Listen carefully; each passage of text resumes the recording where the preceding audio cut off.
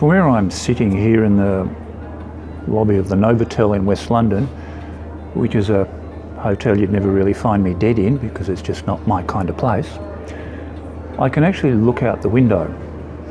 And out of the window I see London's version of a Housing Commission flat. They are identical to the ones we have back home. They are based upon the strange 1960s presumption that if you put people in a box and treated them like animals, you would somehow get a positive response out of that. They are, to use a simple phrase, a friggin' disgrace. But one of the things that they trigger off in me is the notion that the interrelationship, yet dichotomy between luck and success. I have to admit, and I admit quite freely, I won the genetic lottery. I was born a white middle-class male, and I was fortunate enough to get a scholarship to go to a private school. I won the lottery. The people in these shitboxes in part won the lottery but didn't. They were born in a similar situation to me, but tiny nuances, tiny doors opened for me that closed for them. And one of the things I've noted over time is that people like me who have been lucky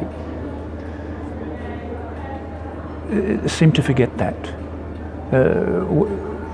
People I've known overestimate the degree to which they're responsible for their own success. They neglect the fact that certain events have happened. Yes, you make the best of the events that occur, and that does seem to be an idiosyncratic thing.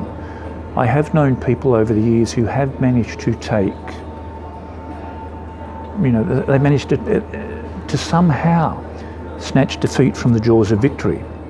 I've known people who've been given enormous inheritances with the same background as I have, and they've literally pissed the lot up against the wall. It's all gone. I had one friend in particular who was left 14 million in cash and an equivalent amount in property. Within 5 years it was gone. He'd just blown the lot. He thought that his background, the money he had been given, was based upon his skill, as opposed to just the simple fact that he'd been shot out of the right vagina.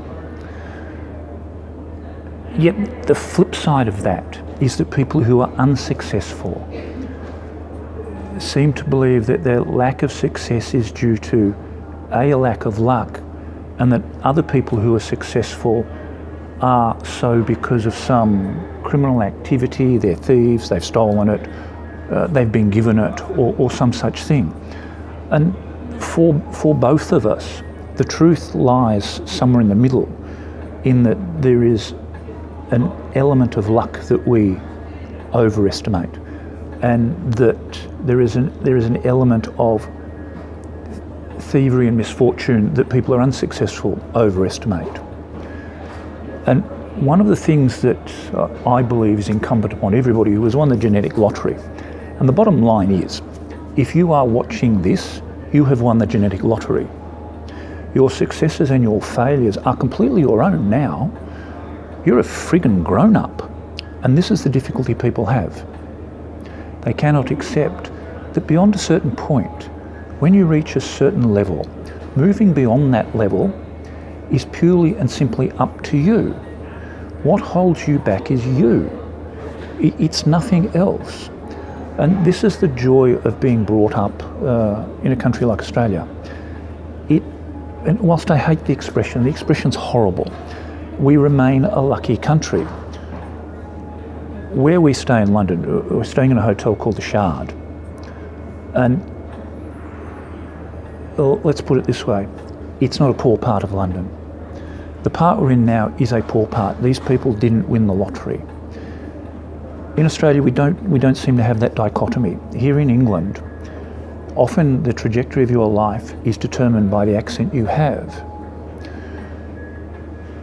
You could have a PhD in computational physics, but if you sound like one of my relatives from Hull, people from London will always think you're an idiot, because that's their programming. We're fortunate in Australia that we don't have that. So we loop back to the point that yes, there is luck involved, But at the end of the day, it is up to each individual to actually make something of what they are given.